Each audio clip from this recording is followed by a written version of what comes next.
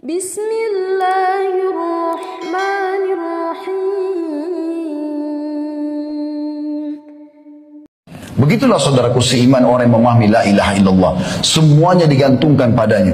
Berapa banyak orang yang selalu menjadikan dokter nomor 1 dan Allah nomor 30. Awal sakit langsung ke dokter duluan dan meninggalkan, tidak ada sholatnya, tidak ada berdoa kepada Allah, tidak ada permohonan kepada sang pencipta Allah yang menciptakan dia, yang menciptakan penyakit itu, yang menciptakan dokternya, yang menciptakan obatnya. Kenapa tidak berdoa dulu baru kemudian ke dokter? Tapi mereka terus ke dokter dan dokter sampai 30 dokter. Kalau sudah mentok dokternya angkat tangan baru sholat tahajud. Kenapa enggak sholat tahajud dulu? Kenapa enggak berdoa dulu kepada Allah Subhanahu Wa Taala? Kita diajarkan sebagai seorang muslim berdoa dulu baru beraktivitas. Sebelum keluar rumah berdoa, sebelum makan berdoa, sebelum tidur berdoa, sebelum apapun berdoa, agar kita melibatkan sang pencipta Allah dalam kehidupan kita. Ingat saudaraku seiman, memohon langsung kepada Allah Subhanahu Wa Taala akan mendatangkan jawaban yang pasti.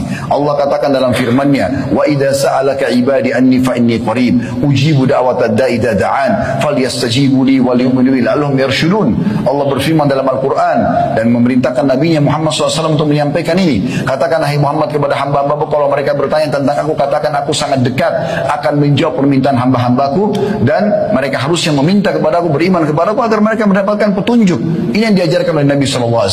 Setiap kali beliau punya masalah langsung beliau sujud, wudu, sholat, minta kepada Allah, dan akhirnya Allah berikan kemenangan, Allah berikan kekuasaan, Allah berikan rezeki dan segala macam hal. Dan ini yang diajarkan oleh baginda Nabi alaihi salatu wassalam. Oleh karena itu teman-teman sekalian, kembalikan semua urusan kita kepada Allah Subhanahu Wa Taala. Sebagai penutup, renungi baik-baik. Allah Subhanahu Wa Taala sudah menciptakan sebuah sistem, namanya sunnatullah dalam bahasa agama kita.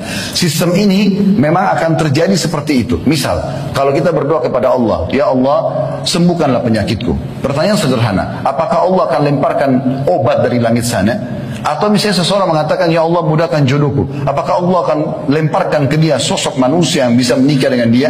Atau pada saat dia mengatakan, ya Allah berikan aku rezeki, apakah Allah akan lemparkan kepada dia duit? Jawabannya tidak. Lalu bagaimana? Ada sistem yang sudah Allah ciptakan. Kalau kita berdoa, ya Allah sembuhkan saya, maka tanda-tanda diterimanya doa kita adalah mungkin besok hari setelah kita berdoa malam hari tahajud, bertemu dengan seorang teman, lalu kita cerita tentang penyakit kita. Saya sakit ini dan itu. Cuma niat curhat saja atau biasa cerita sama teman. Lalu teman-teman mengatakan, setahu saya ada dokter yang bagus di sana, coba kamu ke sana. Lalu kita ke sana, konsultasi cocok, resep yang cocok, lalu sembuh. Pertanyaan sederhana, apakah dokter sama resepnya menyembuhkan? Demi Allah bukan. Allah yang menyembuhkan, tapi Allah jadikan itu sistem yang membuat akhirnya terjawablah kita. Kita tiba-tiba setelah minta jodoh, ada yang menawarkan anaknya, ada kesempatan untuk menikah dan menyukai seseorang. Begitu juga pada saat kita minta rezeki, tiba-tiba ada yang tawarin lowongan kerja, ada yang tawarin untuk bisnis partner bersama-sama. Ini semua jawaban daripada doa kita. Maka bersangka baiklah kepada Allah Subhanahu Wa Taala.